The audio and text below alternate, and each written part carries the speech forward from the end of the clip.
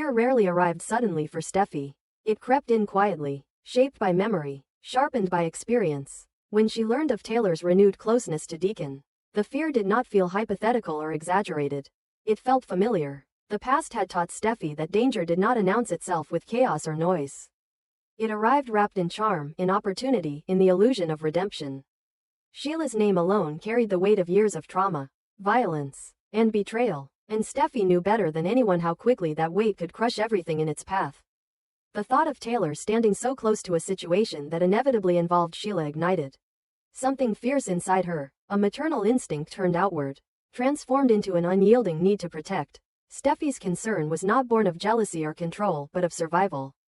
She had lived long enough under the shadow of Sheila's presence to understand that peace, once achieved, was fragile. Every attempt to believe that Sheila had changed felt like an invitation for disaster. Steffy saw patterns where others saw coincidence. She recognized the warning signs others dismissed as paranoia. Taylor's involvement with Deacon reopened doors Steffy had spent years trying to seal shut. And the idea that Sheila might once again orbit her family was unbearable. This was not a risk Steffy was willing to take, not after everything they had already endured. The memories resurfaced unbidden, sharp and intrusive. Steffy remembered moments of terror that never fully faded, the way trauma rewired the body long after the danger had passed. Sheila had never been simply a villain in Steffy's life. She had been a force of disruption, someone who thrived on chaos and manipulation. Even when absent, Sheila's influence lingered like a toxic residue. Steffy had watched people rationalize Sheila's actions, explain them away, and underestimate her capacity for destruction. Each time, the cost had been devastating. Steffy refused to allow history to repeat itself. Her first instinct was to warn Taylor, to speak plainly and urgently about the threat she believed was closing in. She did not dramatize or exaggerate. She framed her warning in the language of experience, grounding it in reality rather than fear. Steffy understood that Taylor wanted to believe in growth and forgiveness, that she valued healing above confrontation. But Steffy also knew that idealism could become dangerous when it ignored evidence. Her warning was not meant to control Taylor's choices but to arm her with awareness. Silence, Steffy believed, was complicity.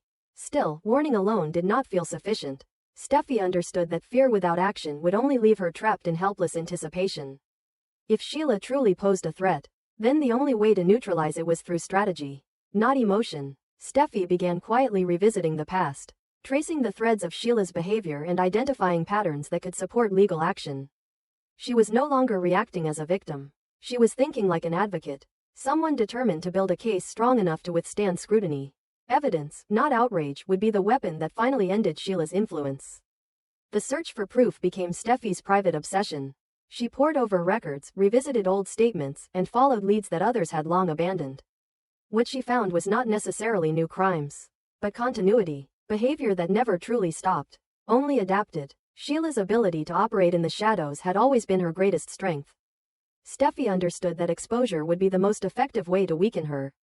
The truth, once illuminated, had the power to strip Sheila of the ambiguity she relied on to survive. Steffy knew she could not do this alone. Isolation had been one of Sheila's greatest weapons, turning people against each other, sowing doubt, and exploiting division. This time, Steffy resolved to do the opposite. She reached out quietly to those who understood the stakes, those who had been hurt deeply enough to recognize the danger without hesitation. Brooke was one of the first people Steffy contacted, not out of convenience, but because Brooke carried her own scars from Sheila's interference. Brooke's experience lent credibility to Steffy's fears, grounding them in shared history. Finn was harder to approach, not because he lacked understanding, but because his connection to Sheila complicated everything. Steffy knew that involving him would reopen wounds he had struggled to heal. Still, she believed that truth demanded courage. Finn, too, had suffered from Sheila's manipulation, caught between biology and morality. When Steffy confided in him, she did not appeal to anger or resentment. She appealed to responsibility, to the shared desire to protect their family from further harm. Finn's agreement to stand with her was not immediate, but when it came, it was resolute. Together, they formed an alliance rooted not in vengeance but in prevention. Their goal was not to punish Sheila for the past, but to prevent future damage. They understood that legal action alone might not be enough. Sheila had always thrived in ambiguity, exploiting loopholes and public sympathy. This time, the strategy needed to be comprehensive, addressing both the legal and social dimensions of her influence. Steffy envisioned a plan that would make it impossible for Sheila to hide. one that would force accountability through visibility. The plan unfolded methodically. Evidence was gathered, testimonies were documented, and timelines were reconstructed with painstaking precision. Brooke's influence helped shape the public narrative, ensuring that the focus remained on safety rather than scandal. Finn provided medical insight that contextualized Sheila's behavior, framing it in terms that carried weight without dehumanizing her. Steffy coordinated every detail, aware that one misstep could undermine everything they were trying to build. As pressure mounted, Sheila sensed the shift almost immediately. She had always been acutely aware of power dynamics, and the sudden alignment against her triggered a familiar response. She did not retreat. Instead, she escalated. Sheila responded with denial, manipulation, and counterattacks designed to destabilize the group from within. She questioned motives, challenged credibility, and attempted to reignite old divisions. Chaos, as always, was her preferred terrain. The conflict intensified, spilling into public spaces and private relationships alike. Accusations circulated, alliances were tested, and long-buried secrets resurfaced under scrutiny. Sheila's attempts to sabotage the plan only reinforced Steffy's conviction that action had been necessary. Each act of resistance became evidence of exactly why Sheila could never be trusted. Still, the toll was heavy. Stress strained relationships, and the constant vigilance threatened to consume Steffy entirely. There were moments when doubt crept in, when the weight of responsibility felt almost unbearable. The confrontation reached its peak when Sheila was finally forced to face the cumulative consequences of her actions. This was no single accusation, no isolated incident she could explain away. It was a pattern laid bare, supported by facts, witnesses, and undeniable continuity. The outcome would not affect Sheila alone. It would ripple outward, reshaping the lives of everyone involved. Steffy understood this better than anyone. Victory would come at a cost, but inaction would cost far more. In the quiet moments that followed the climax, Steffy allowed herself a rare moment of hope. She did not believe in absolute endings or perfect resolutions. Trauma, she knew, never disappeared completely. But she believed in boundaries, in accountability, and in the power of collective action. If the plan succeeded, it would not erase the past, but it could secure the future. It could give her family, and the city they loved, the chance to breathe without fear. Steffy's hope was not naive. It was earned. She had faced the darkness and chosen not to look away. Whether or not Sheila was permanently removed, something irreversible had already occurred. Sheila no longer controlled the narrative. The fear that once silenced people had been replaced with resolve. And in that shift, Steffy found the peace she had been chasing. Not the peace of forgetting, but the peace of standing firm, knowing she had done everything in her power to protect what mattered most. The aftermath did not bring immediate relief. Instead, it introduced a different kind of tension, quieter but more corrosive. With the plan now in motion and Sheila forced into the harsh light of public scrutiny, Los Angeles seemed to hold its breath. For Steffy, the victory she had envisioned did not arrive in a single decisive moment. It came in fragments: court filings, whispered conversations, strained smiles, and the constant awareness that retaliation was never far away.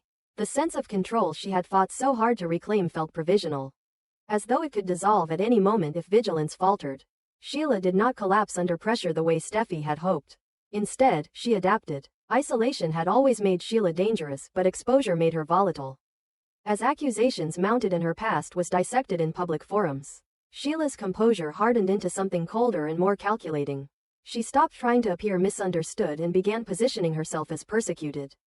Every action she took was designed to provoke doubt, to blur the moral clarity Steffy and her allies had worked so carefully to establish.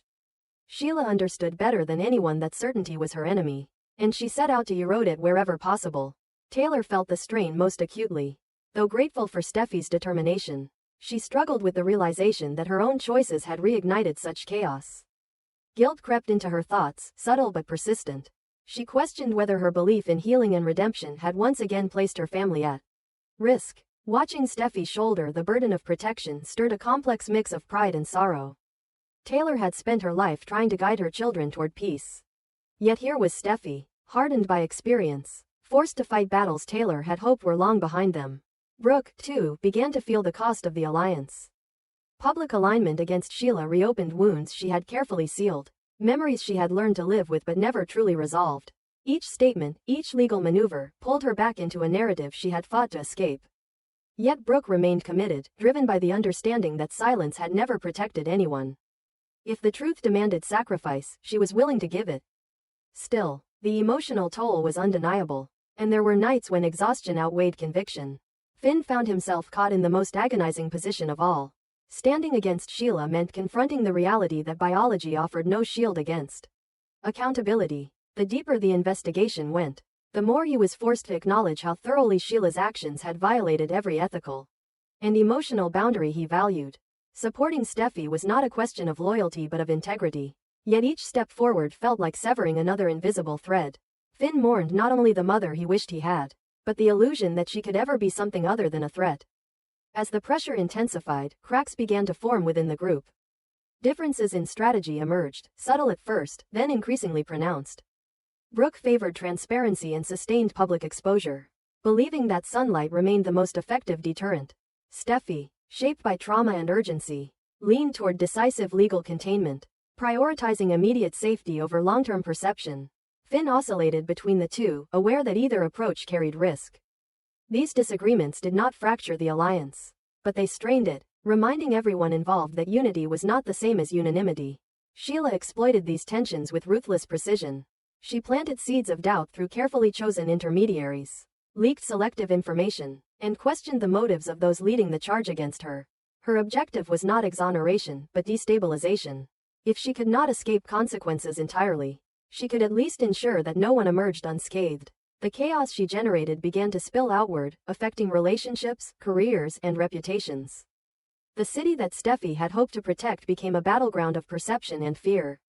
The turning point came when Sheila made a move so reckless that it stripped away any remaining ambiguity. In her desperation to regain control, she crossed a line that could no longer be reframed as misunderstanding or coincidence. The act reverberated through every corner of the conflict, galvanizing those who had wavered and silencing those who had defended her. What Steffy had long insisted was now undeniable: Sheila was incapable of coexistence. Her presence was not merely disruptive, it was destructive. The consequences were swift and irreversible. Legal mechanisms that had once seemed sluggish now moved with urgency, fueled by undeniable proof and public demand for accountability. Sheila's options narrowed rapidly, and for the first time, her usual tactics failed to yield leverage. The isolation she had once wielded as a weapon turned against her, leaving her exposed and cornered. The narrative shifted decisively, no longer centered on Steffy's fear but on Sheila's pattern. For Steffy, the culmination of the conflict was not triumphant. It was sobering. Standing at the edge of resolution, she felt the weight of everything that had been lost along the way. Peace, she realized, was not the absence of danger but the presence of boundaries strong enough to withstand it. She had not erased Sheila from memory or history, but she had confronted her without flinching. That, Steffy understood, was its own form of victory. As the city slowly began to settle, Steffy allowed herself to imagine a future less defined by vigilance. Not perfect, not untouched by the past, but steadier. She hoped that this chapter, brutal as it had been, marked an ending rather than a prelude. Whether or not Sheila was gone forever, her power over their lives had been broken. And in that hard-won truth, Steffy found something she had not felt in a long time: the possibility of lasting peace, earned not through denial, but through courage, unity, and the refusal to look away.